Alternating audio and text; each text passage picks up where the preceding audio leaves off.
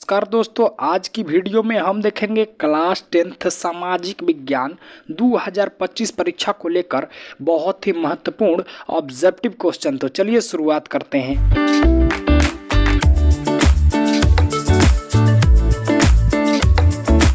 हमारा पहला प्रश्न बोलता है भारत का कुल क्षेत्रफल कितना है।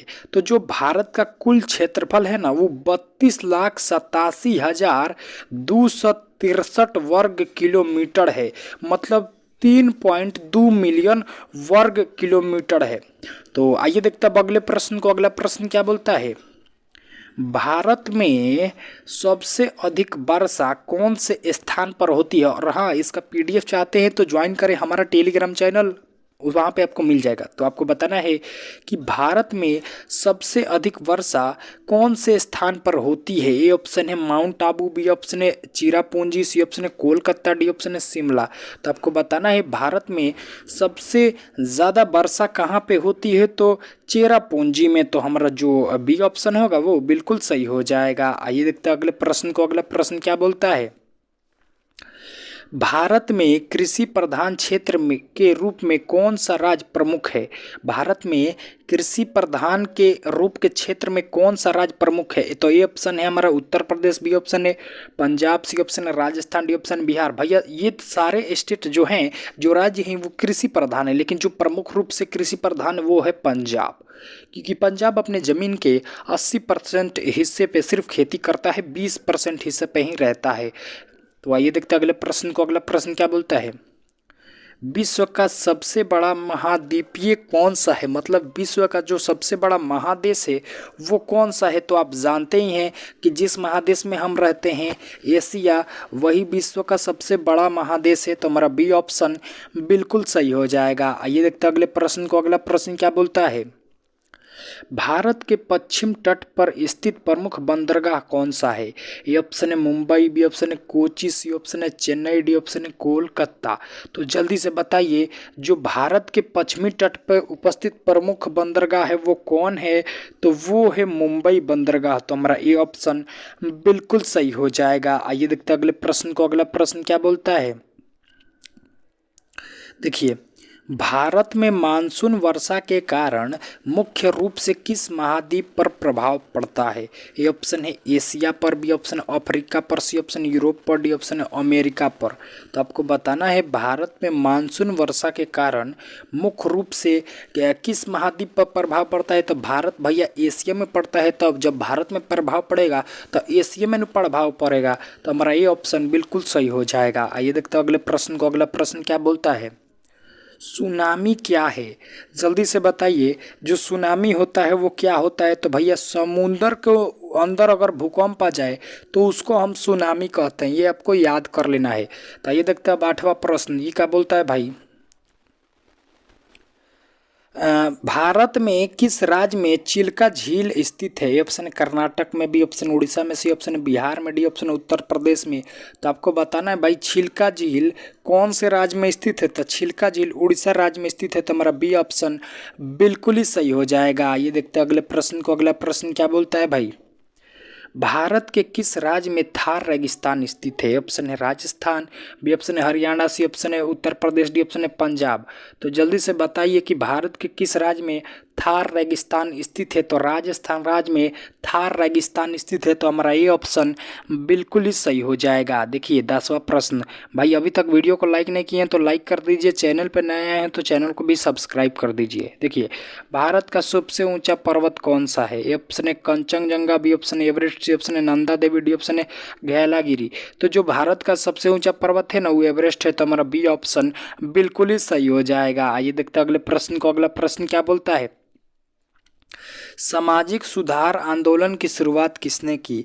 तो सामाजिक सुधार आंदोलन की शुरुआत आपको याद कर लेना है, राजा राजमोहन राय ने की। तो हमारा बी ऑप्शन बिल्कुल ही सही हो जाएगा। देखिए 12वां प्रश्न क्या बोलता है भाई, स्वतंत्रता संग्राम के दौरान नमक सत्याग्रह का नेतृत्व किसने किया। जब स्वतंत्रता देश के लिए आज़ादी लड़ी जा रही थी तब नमक एगो सत्याग्रह हुआ था, उसी का नेतृत्व कौन किया था, उसका हेड कौन था, तो उसका हेड थे महात्मा गांधी। तो हमारा बी ऑप्शन बिल्कुल ही सही हो जाएगा। ये देखते हैं अगले प्रश्न को। अगला प्रश्न क्या बोलता है, 1957 के विद्रोह को किस नाम से जाना जाता है। ए ऑप्शन है भारत राष्ट्रीय आंदोलन, बी ऑप्शन है प्रथम स्वतंत्रता संग्राम, सी ऑप्शन है भारतीय महासंग्राम, डी ऑप्शन है भारत क्रांति। तो जल्दी से बताइए कि 1887 के विद्रोह को किस नाम से जाना जाता है, तो प्रथम स्वतंत्रता संग्राम के। तो हमारा बी ऑप्शन बिल्कुल ही सही हो जाएगा। ये देखते हैं अगले प्रश्न को। अगला प्रश्न क्या बोलता है, स्वदेशी आंदोलन की शुरुआत किस वर्ष हुई थी। तो जल्दी से बताइए स्वदेशी आंदोलन की शुरुआत किस वर्ष हुई थी। ए ऑप्शन है 1905 में, बी ऑप्शन है 1907 में, सी ऑप्शन है 1908 में, डी ऑप्शन है 1910 में। तो स्वदेशी आंदोलन की शुरुआत 1905 में हुई थी। तो हमारा जो ए ऑप्शन होगा वो बिल्कुल ही सही हो जाएगा। ये देखते हैं अगले प्रश्न को। अगला प्रश्न क्या बोलता है, ये मोस्ट इंपॉर्टेंट क्वेश्चन है भाई, साइमन कमीशन के विरोध में किसने साइमन गो बैक का नारा दिया था। तो जल्दी बताइए, जब साइमन कमीशन आया था तो किसने साइमन गो बैक का नारा दिया था। तो वो नारा देने वाले थे हमारे लाला लाजपत राय जी। तो हमारा ये ऑप्शन बिल्कुल सही हो जाएगा। देखिए 16 नंबर क्वेश्चन क्या बोलता है भाई, गांधी जी ने, आपको बताना है कि गांधी जी ने नमक सत्याग्रह कहाँ से शुरू किया था। ए ऑप्शन है साबरमती आश्रम से, बी ऑप्शन है डांडी से, सी ऑप्शन चंपारण से, डी ऑप्शन है महात्मा गांधी काशी मठ विद्यापीठ से। तो आपको बताना है गांधी जी ने नमक सत्याग्रह कहाँ से शुरू किया था, तो डांडी से शुरू किया था। तो हमारा बी ऑप्शन बिल्कुल ही सही हो जाएगा। 17 नंबर क्वेश्चन क्या बोलता है, कांग्रेस का विभाजन किस वर्ष हुआ था। ए ऑप्शन है 1905 में, बी ऑप्शन है 1916 में, सी ऑप्शन है 1907 में, डी ऑप्शन है 1947 में।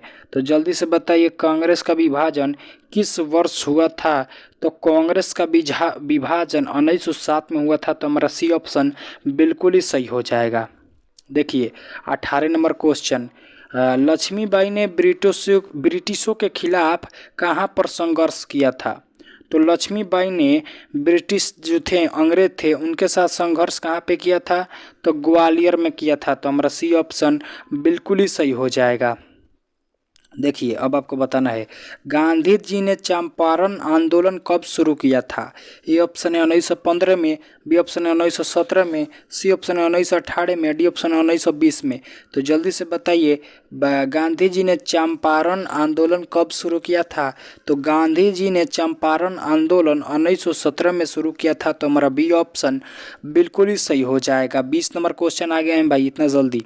देखिए भारतीय राष्ट्रीय कांग्रेस की स्थापना दिवस कब मनाया जाता है। ए ऑप्शन है 15 अगस्त को, बी ऑप्शन है 26 जनवरी को, सी ऑप्शन है 28 दिसंबर को और डी ऑप्शन है 12 मार्च को। तो आपको बताना है भारतीय राष्ट्रीय कांग्रेस की स्थापना दिवस कब मनाया जाता है। तो 28 दिसंबर को मनाया जाता है। तो हमारा सी ऑप्शन बिल्कुल ही सही हो जाएगा। देखिए अगला प्रश्न क्या बोलता है, भारत में रिजर्व बैंक की स्थापना कब हुई थी। ये सारे क्वेश्चन आपके बोर्ड एग्जाम में आते हैं भाई इस प्रकार के, कि भारत में रिजर्व बैंक की स्थापना कब हुई। तो भारत में जो रिजर्व बैंक की स्थापना हुई ना वो 1935 में हुई। तो हमारा ये ऑप्शन बिल्कुल ही सही हो जाएगा। देखिए 22 नंबर क्वेश्चन क्या बोलता है, भारतीय संसद के 2 सदन कौन से हैं। तो जो भारतीय संसद के 2 सदन है ना वो लोकसभा और राज्यसभा है। तो हमारा ये ऑप्शन बिल्कुल ही सही हो जाएगा। 23 नंबर क्या बोलता है भाई, भारत के संविधान को लागू होने की तिथि क्या थी। जब आपको बताना है भारत का जब संविधान लागू हुआ था तो वो तिथि क्या थी। तो वो तिथि थी 26 जनवरी 1950। तो हमारा जो बी ऑप्शन होगा वो बिल्कुल ही सही हो जाएगा। आइए देखते हैं अगले प्रश्न को। अगला प्रश्न क्या बोलता है, भारत में किसे संविधान का जनक कहा जाता है। ऑप्शन है महात्मा गांधी को, B option doctor Bhimrao Ambedkar को, सी ऑप्शन जवाहरलाल नेहरू को, डी ऑप्शन सुभाष चंद्र बोस को। तो भारत में संविधान का जनक भीमराव अम्बेडकर को कहा जाता है। तो हमारा बी ऑप्शन बिल्कुल ही सही हो जाएगा।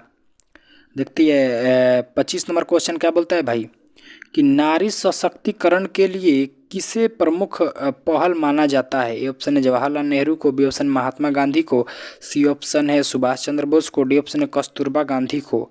तो आपको बताना है नारी सशक्तिकरण के लिए किसे प्रमुख पहल माना जाता है? तो किसे माना जाता है भाई?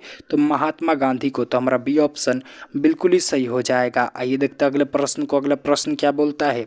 संविधान सभा का गठन कब हुआ था?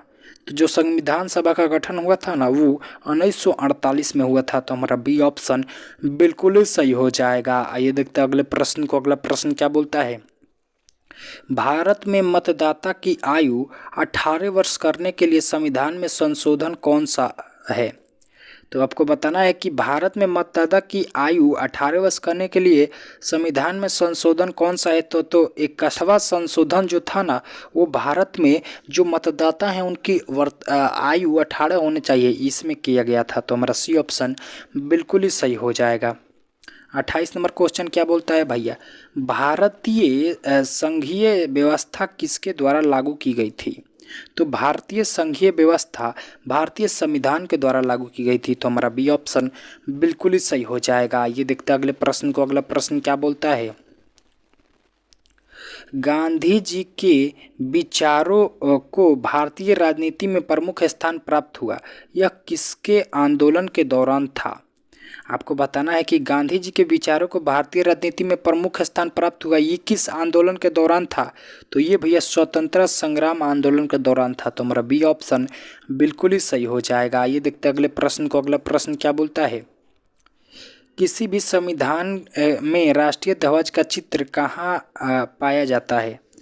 तो किसी भी संविधान में राष्ट्रीय ध्वज का चित्र संविधान के प्रक्षिप्त पत्र में पाया जाता है। तो जो हमारा सी ऑप्शन होगा वो बिल्कुल ही सही हो जाएगा। इसी के साथ आज के महत्वपूर्ण ऑब्जेक्टिव क्वेश्चन का सेशन होता है समाप्त। अगर आपको अच्छा लगा हो तो हमारे चैनल को सब्सक्राइब करें, अपने दोस्तों के साथ भी शेयर करें जी। धन्यवाद।